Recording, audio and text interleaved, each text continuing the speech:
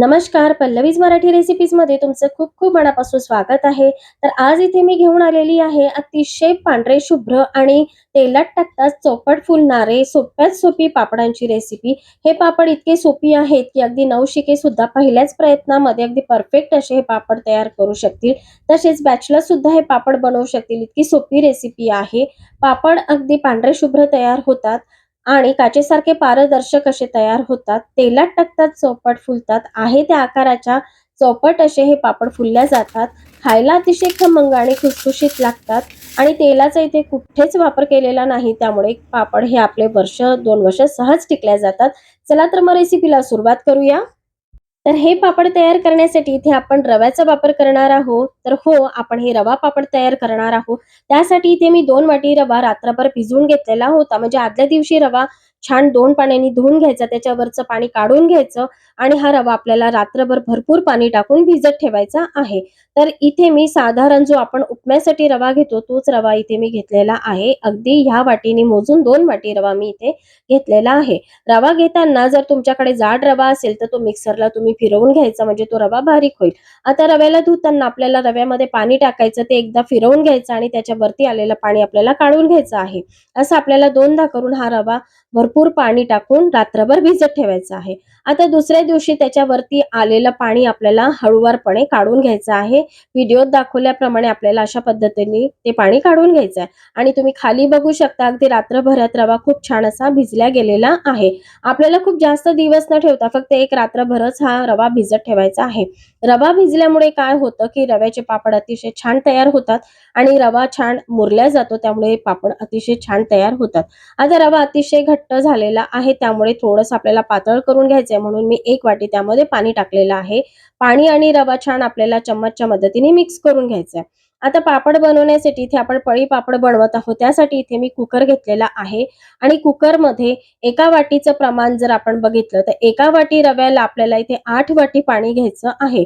लक्षात असू द्या, 1 वाटीला 8 वाटी पाणी आपल्याला इथे मेजरमेंट घ्यायचं आहे पाण्याचं.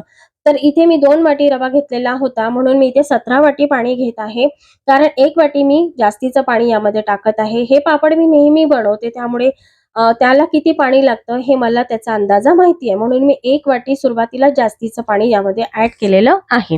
आता हे पाणी आपल्याला मंद आचेवर किंवा थोडं फुल फ्लेमवर थोडंसं गरम करून घ्यायचं आहे. खूप जास्त गरम करायचं नाही. अगदी नॉर्मल टेम्परेचर सारखं पाणी आपल्याला गरम करून घ्यायचं आहे. म्हणजे बोट बुडेल इतकं पाणी आपल्याला गरम करायचं आहे. कडकडीत पाणी गरम करायचं नाही. आता त्यामध्ये चवीपुरतं मीठ टाकायचं. मिठाचं प्रमाण खूप जास्त करायचं नाही, कारण आपले जर पापड वाळल्यानंतर अतिशय खारट लागतील, त्यामुळे मिठाचं प्रमाण कमी झालं तरी चालेल, पण जास्त होता कामा नये. आता तुमच्या आवडीप्रमाणे तुम्ही त्यामध्ये चिली फ्लेक्स, जिरं, ओवा काहीही टाकू शकता. पण इथे मी काही न टाकता फक्त तीळ टाकलेले आहे, तेही आवडीप्रमाणे. आता आपल्याला आपण तयार केलेलं रव्याचं जे बॅटर आहे ते एकदा छान चम्मचच्या मदतीने हलवून घ्यायचं आणि या पाण्यामध्ये आपल्याला हळूवारपणे ओतायचं आहे. एका हाताने आपल्याला हे मिश्रण ओतायचं आहे आणि दुसऱ्या हाताने हे मिश्रण आपल्याला सतत फिरवत राहायचं आहे. मिश्रण ओतल्यानंतर आपल्याला हे मिश्रण सतत फिरवून घ्यायचं आहे, कारण मिश्रण ओतल्यानंतर ह्याच्या लगेच गुठळ्या तयार होतात. तर त्या गुठळ्या तयार न होण्यासाठी आपल्याला मिश्रण अगदी 5 मिनिटं सतत आपल्याला फिरवून घ्यायचं आहे. तर इथे मी हे मिश्रण अशा पद्धतीने सतत फिरवून घेणार आहे. आता 2 ते 3 मिनिटं झालेले आहे आणि थोडं तळाशी हे मिश्रण आता थोडं घट्ट व्हायला लागलेलं आहे. आता हे मिश्रण थोडं थोडं घट्ट व्हायला सुरुवात झालेली आहे. आपल्याला 7 ते 8 मिनिटं झालेले आहे. आता 7 ते 8 मिनिटानंतर इथे आपल्याला कुकरचं झाकण त्यावर ठेवायचं आहे किंवा तुम्ही त्यावर ताट किंवा प्लेटही ठेवू शकता. तर इथे मी कुकरचं झाकण ठेवलेलं आहे आणि ते मिश्रण आपल्याला 2 मिनिटं शिजवून घ्यायचं आहे. आता तुम्ही बघू शकता मिश्रण हळूहळू छान घट्ट होत चाललेलं आहे. अशा पद्धतीने आपल्याला 2-2 मिनिटं हे मिश्रण शिजवून घ्यायचं आहे झाकण झाकून. आणि जेव्हा आपण झाकण काढतो त्यावेळेला आपल्याला हे मिश्रण पूर्णपणे तळापासून आपल्याला फिरवून घ्यायचं आहे. परत 2 मिनिटं हे झाकण ठेवायचं आहे आणि परत आपल्याला हे मिश्रण 2 मिनिटं शिजवून घ्यायचं आहे मंद आचेवर. आता ही सगळी प्रोसेस करताना आपल्याला मीडियम फ्लेमवर आपल्याला हे मिश्रण शिजवायचं आहे. खूप जास्त कमी पण नाही आणि खूप जास्त हाय फ्लेमवर पण नाही, तर अगदी मीडियम फ्लेमवर आपल्याला हे मिश्रण शिजवून घ्यायचं आहे. तर इथे आता 15 मिनिटं झालेले आहे. 15 मिनिटानंतर तुम्ही बघू शकता मिश्रण खूप छान असं घट्ट झालेलं आहे. आता 20 मिनिटं झालेले आहे. 20 मिनिटानंतर तुम्ही बघू शकता मिश्रणावर एक वेगळ्याच प्रकारचा मिश्रण त्याच्यावर साय तयार झालेली आहे. आता इथे आपलं मिश्रण शिजत आलेलं आहे. परत आपण 5 मिनिटं मिश्रण छान शिजवून घेऊया. तर त्यासाठी परत आपल्याला त्यावर 2 मिनिटं झाकण झाकायचं आणि मिश्रण छान परत 2 मिनिटं वाफवून घ्यायचं किंवा शिजवून घ्यायचं. आता 2 मिनिटांनंतर तुम्ही परत बघू शकता आपल्याला इथे टोटल 25 मिनिटं झालेले आहे. 25 मिनिटांनंतर आपण एकदा चेक करून बघूया. तर इथे मी एक प्लेट घेतलेला आहे आणि त्यावर हे मिश्रण टाकून बघायचं आहे. मिश्रण टाकून जर मिश्रण छान असं गोलाकार फिरवायचं आहे. जर मिश्रण सगळीकडे पसरलं किंवा आजूबाजूला पसरलं तर समजायचं मिश्रण आणखी शिजायचं आहे. इथे आपलं मिश्रण छान असं तयार झालेलं आहे. तुम्ही बघू शकता आणि मिश्रणाला आणखी 1-2 मिनिटं आपल्याला उकळी काढून घ्यायची आहे. टोटल मला इथे 25 मिनिटं लागलेली आहे मिश्रण शिजवण्यासाठी, तेही मंद आचेवर. आता गॅस बंद करायचा 25 मिनिटानंतर आणि मिश्रण थोडं थंड करून घ्यायचं. मिश्रण थोडं थंड करून घेतल्यानंतर इथे मी घरातच पंख्याखाली हे पापड टाकून घेणार आहे. त्यामुळे पंख्याखाली ते प्लास्टिक शीट टाकलेले आहे. आता पापड टाकण्यासाठी जेव्हा आपण पळी पापड टाकतो तेव्हा आपल्याला प्लास्टिक शीटचाच वापर करायचा. तर इथे मी 1.5 पळी पापडाचं मिश्रण टाकलेलं आहे आणि अशा पद्धतीने हळूवारपणे आपल्याला तुम्हाला जे हवं असेल त्या आकारामध्ये हे पापड तुम्ही टाकू शकता, छोटे किंवा मोठ्या आकारामध्ये. अशा पद्धतीने गोल आपल्याला गोल गोल फिरवत असे हे पापड आपल्याला टाकून घ्यायचे आहे. मी थोड्या मोठ्या आकाराचे पापड टाकलेले आहे आणि आता इथे सगळेच पापड मी इथे टाकून घेणार आहे. पापड शिजवण्यासाठी आपण पापडाचं मिश्रण छान शिजवून घेतलं की आपले पापड खूप छान तयार होतात.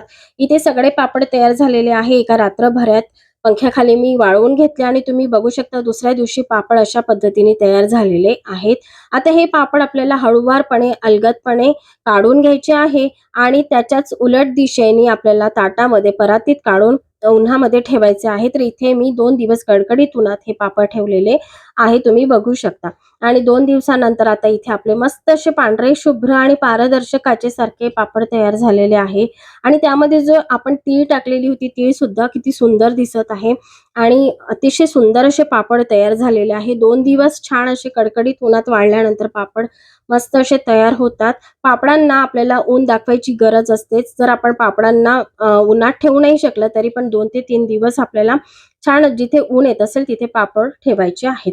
आता पापड तळून दाखवते. तर इथे पापड तळण्यासाठी आपल्याला छान मंद आचेवर तेल कडकडीत गरम करायचं आणि आता त्यामध्ये आपल्याला पापड अलगद सोडायचं आहे. हे पापड अतिशय नाजूक असे तयार होतात, त्यामुळे जास्त कडकडीत गरम न करता आपल्याला मंद आचेवर तेल गरम करायचं आणि त्यामध्ये चिमट्याच्या मदतीने असे एक एक पापड तळून बघायचा.